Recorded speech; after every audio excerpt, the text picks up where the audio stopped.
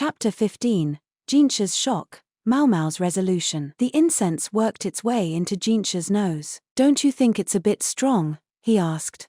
He was talking with Suiren as he ate his dinner. "Maybe you're just not used to it anymore. You spent so long in the western capital, where we had to conserve incense." "You think so?" Jinshi picked up some meat with his chopsticks. This dish used plenty of tender pork, and even though the meat was fatty, the spices gave it a clean, refreshing flavor. Other offerings included eel stir-fry, snapping turtle soup, and more. In fact, there was noticeably more food here than usual, including many that boosted stamina. "The meal seems awfully heavy tonight," Jinshi remarked. "Maybe you're just not used to it anymore. It's that long stay in the western capital. Go on now, eat up," Suiren said, and chuckled. Ho ho ho ho. This all struck Jinshi as very strange.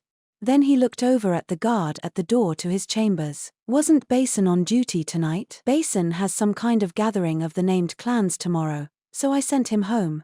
He'd talked about something with Maomao that left him very fidgety." Basin and Maomao, talking about something? Jinshi began to suspect Maomao was plotting something.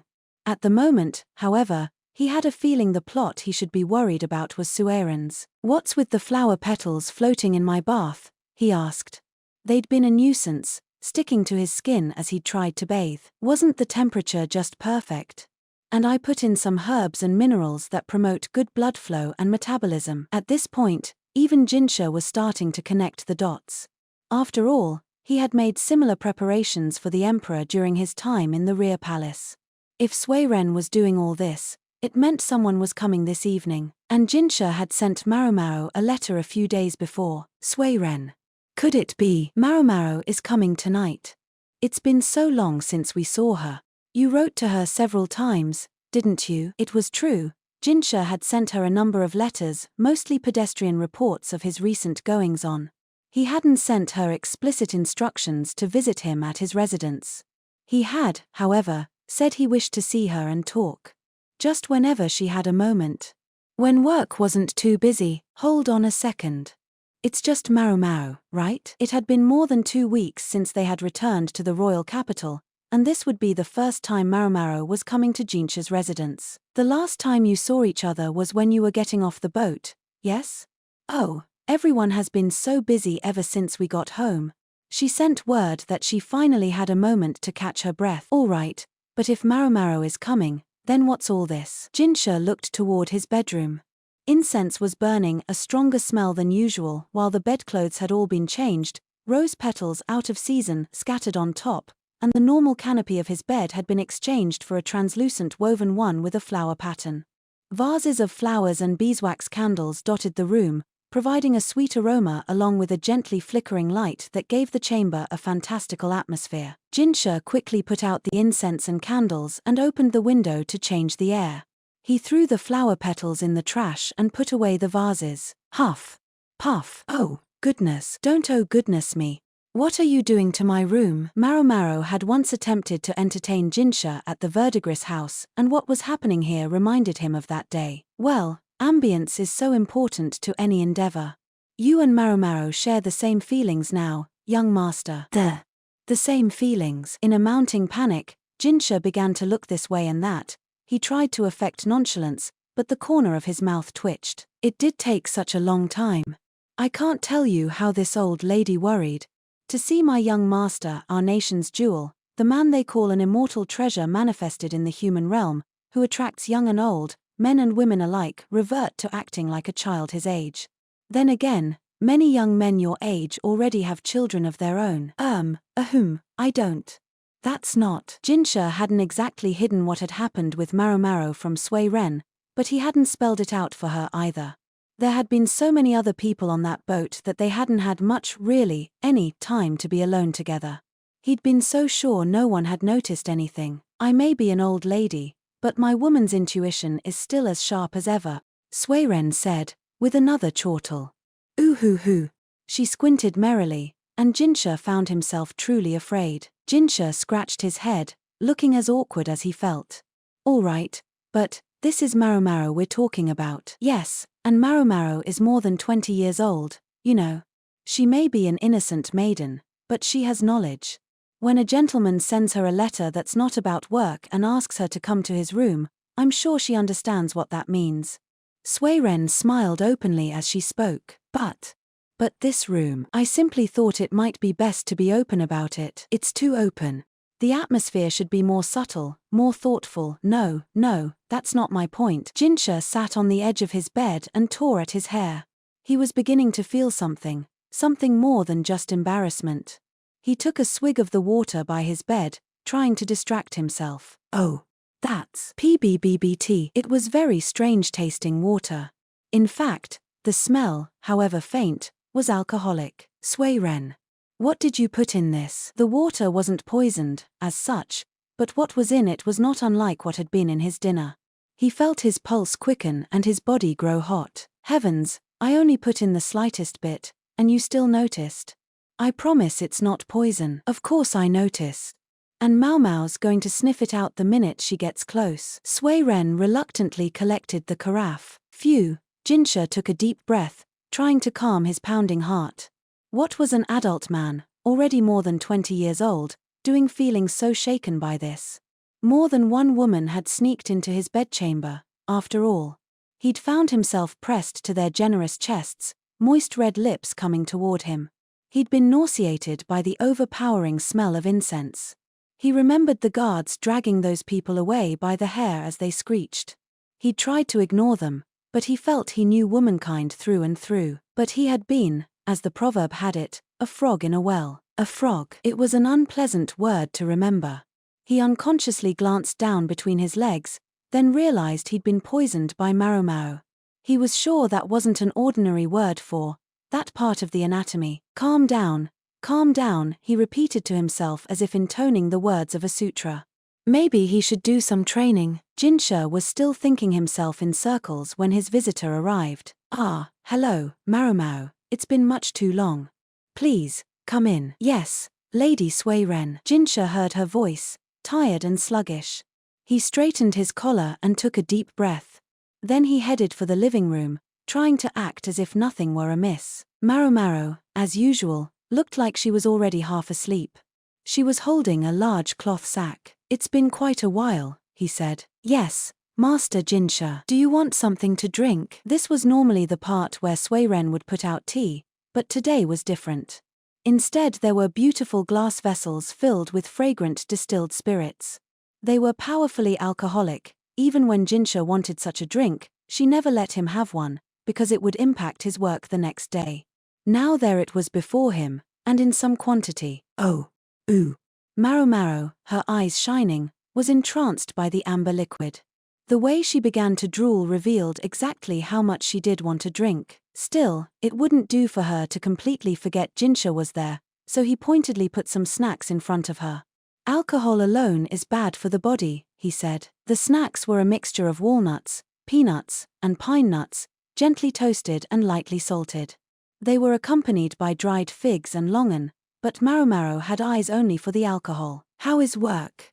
Jinshi asked. The first day back, a corpse was discovered in the freak strategist's office and we had to investigate the death. She jumped right in with the most astounding thing. Did the strategist do it? Jinshi asked, just to be sure. That old fart wouldn't dirty his own hands. Not physically. Anyway, as it turned out, it was garden variety jealousy. If it had been him, surely you would have heard about it, Master Jinshi. Fair point. Physically, she seemed to be implying that Laken didn't have the strength. That was true enough, he thought, calling to mind Laken's total lack of physical prowess. The one thing he did have was initiative. With that thought in mind, Jinshi looked at Maomao. She was frail, but utterly audacious. In spite of her tendency to lack motivation, when she got the bit between her teeth, she was formidable. He was reminded anew how much father and daughter resembled each other. At the same time, the question of whether Laken was aware that Maomao was at Jinshi's residence at this moment was a terrifying one. Maomao was drinking the alcohol and obviously enjoying it. Suiren had prepared some for Jinshi as well, though unlike Maomao's, it was cut with water. Jinshi could hold his liquor reasonably well, but Maomao could drink him under the table.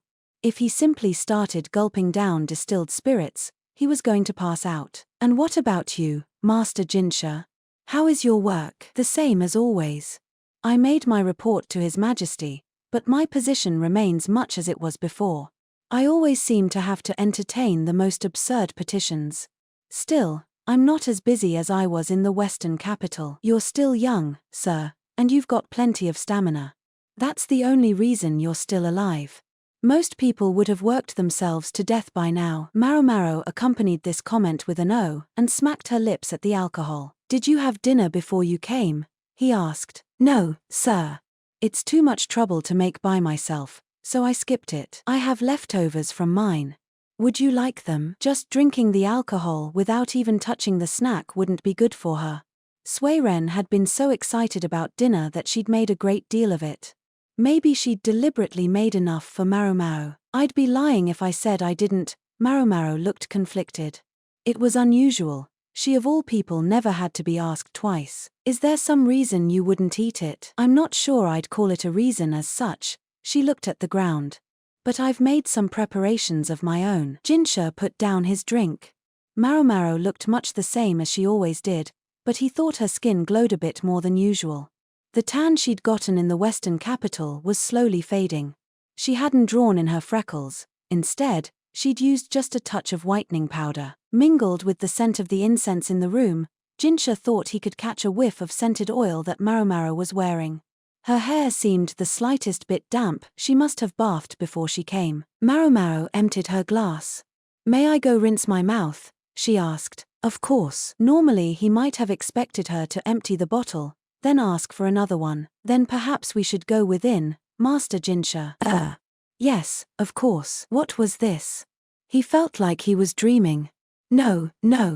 He shouldn't expect too much. She would check the brand on his flank like she always did, and that would be it. Is it just me, Master Jinshi, or are you a bit out of sorts tonight? Who, me?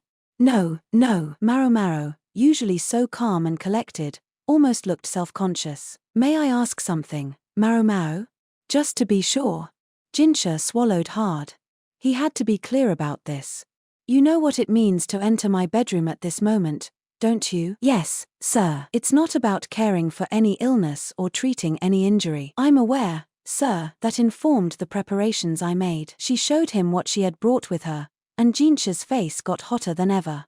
He was desperate to look calm. In an effort to seem composed, he turned away. Suiren was suddenly nowhere to be found, and his guards could and had read the room.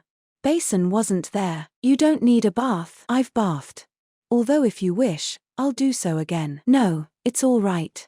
From the way Maomao smelled, Jinshi had known that she must have bathed. He put his hand on his heart in an effort to slow it down. It was beating so hard he was sure she could hear it. It was Jinshi who wished he could take a bath. He'd done so earlier, but between the alcohol and everything else, he was sweating profusely. However, he couldn't beg leave to wash himself at that moment. Instead, they headed into the bedchamber. The room had aired out, and the suffocating smell of incense was gone. The flower petals on the bed had vanished, as had the water with the strange medicaments. Now, what would happen next? He couldn't wait for his heart to stop pounding anymore. His cheeks were still flushed, but it was a little late to be worried about that. Jinshi gently picked Maomao up. She'd gained a little weight since the last time he'd held her, but still she was light. Her hair smelled of camellia oil. Are you sure about this? I told you I came prepared for this, didn't I? She averted her eyes as if begging him not to make her say it again. He found it a little annoying, but very Maomao-esque. He wasn't the only nervous one, she was too. Realizing he wasn't alone gave Jinshi some relief. What kind of preparations did you make? He asked her. I skipped breakfast and dinner. That, he hadn't expected. Why? Were you so busy experimenting that you forgot to eat? I also stopped drinking water half a day ago. I suppose I should have abstained from alcohol too, but the drink earlier was so delicious, I had to have just 1 cup. Water too? Jinshi couldn't imagine what would be the point of such measures. Ideally I should skip food for 3 days and water for an entire day. I'm sorry I couldn't do better. I have tomorrow off, but today I had work, so I needed some energy. Seriously, what are you talking about? It's what we do at the Verdigris house when an important customer buys someone's first time. There can't be anything to spoil the moment. Better to starve and thirst for a little while than to taste an enraged client's fist. I'm not sure "bai" is the word I would have chosen for this, Jinshi scowled. No matter the context, he didn't want Maomao to torment herself that way. I'm not sure I'll be very skilled at any of this. And I'll shame myself if I fail. Maomao's eyes were serious. He'd learned that she had the soul of a craftsperson, bent on doing her very best at anything she attempted, no matter what it was. Still confused, Jinshi let out a breath. The point was, she wasn't going to try to finagle a way out, like she had last time. She was being proactive, which made him very happy. Also, may I have some boiled water? Feeling thirsty after all? No. Maomao opened the large cloth package. Out came packets of medicine, along with all sorts of other things Jinshi didn't recognize. What's all this? They have lantern plant root, white blossom, and balsam berries in them, among other things. Jinshi recognized all those names, and the combination meant something to him. Those are all plants you said to be wary of in the rear palace, he exclaimed, more loudly than he'd meant to. That's right. Maomao was completely blasé. The rear palace was a place for giving birth to and raising the emperor's children. It had to be purged of anything that might be harmful. Hence all of these plants were forbidden there. Why do you have those here? Lady Suiren has already vetted them. Don't worry, sir, I'm not going to use them on you. They're for me. Once again, her eyes were completely serious. I have tools that can do physical damage as well, but they aren't very effective, and I know you don't appreciate that sort of thing, Master Jinshi, so I thought it might be best not to use them. Next Maomao took out some kind of cylinder carefully wrapped in paper. This is made with ox intestines, and I wasn't sure how that would sit with you. She gently put away the thing made with the intestine of an ox, whatever it was. I get it. These are all to prevent pregnancy? Yes, sir. So when you said you had worked hard to prepare, I gathered everything I could get my hands on in the pleasure district. Jinshi promptly blanched. He felt cold all over. Having accepted your feelings, Master Jinshi, I also accept what comes with them, even having relations. But I must draw a bright line when it comes to that agreement. I will not become Empress Gyokuyu's enemy. Jinshi bit his lip hard. He'd been thoughtless. Had he forgotten who and what he was? To Maomao he might be Jinshi, but what did everyone else call him? The emperor's own younger brother, Ka Zuigetsu, the Moon Prince. Empress Gyokuyu's son, the Crown Prince, was still very young, and moreover, he resembled his mother. Most linies had black hair and eyes, and more than a few might look askance at one with red hair and green eyes standing atop the whole nation. Thus, there were those within the court who called for consort Lihua's son to be made crown prince, or for Jinshi to be returned to the position. In those circumstances, for Jinshi to conceive a child with a young woman to whom he was not even married, imagine what that would mean. Imagine what people would do if they found out the young woman was Maomao, Khan Laken's own daughter. Because Laken was currently neutral, people would perceive that a new faction had been formed at court. The ambiguous nature of the relationship would invite misunderstanding and pushback, and, very much in spite of what Jinshi or Maomao might wish, a tiny snowball would start rolling down the mountain, growing until it became unstoppable. Maomao might not be one for politics, but she had a keen nose for danger. I've also charted the course of the month, and I think this should be a relatively safe night. However, please don't concern yourself even if there should be an accident. I know how to deal with it. It was almost certainly true. If a child was conceived, Maomao would take care of the matter. She would certainly not raise it in secret. It might sound cruel, but it was right. Any child might be a spark that lit a conflagration. This would be cruelty in the pursuit of peace. And the damage would be kept to an absolute minimum. Jinshi hugged Maomao tight. Not out of the animal lust that had been building in him until moments ago. He felt such guilt and pain that he thought he would shatter his own teeth for clenching his jaw. I'm sorry to make you be the careful one. He rested his chin on her shoulder. She gave him a soothing pat on the back. It's all right, sir. Jinshi felt it was something close to a miracle that he had met a woman like Maomao. That was why he didn't want to let her go. He'd gone so far as to press a brand into his own side, all to keep her. Sorry, he said again, and then although he hated to do it, he let her go. He pushed down his desire to simply hold on to her forever and sprawled back on the bed. Master Jinshi, he covered his face with his hands. You can go home for today. Take some dinner with you, if you like. You must be hungry. If it's gone cold, you can reheat it in a bamboo steamer. I understand, sir. Maomao gathered up her things and went to leave the room. If you'll excuse me, then, she said, but as she left the bedchamber she murmured something. This is all right, Jinshi mumbled. This is enough for now. He needed to be clear on his own position. He couldn't remain the emperor's younger brother forever. He would have to demonstrate that he was no enemy to Empress Gyokuyu or consort Lihua. A brand on the flank wouldn't be enough. He needed to do something clearer, more public, cast aside his position as His Majesty's brother and give up the imperial family. That was the only way. What do I do? Jinshi pondered, thinking so hard he wondered if his hair might start to fall out. He was so busy thinking that he missed the last thing Maomao said as she left. I also planned for the possibility that nothing would happen. She knew Jinshi just had too much on his mind.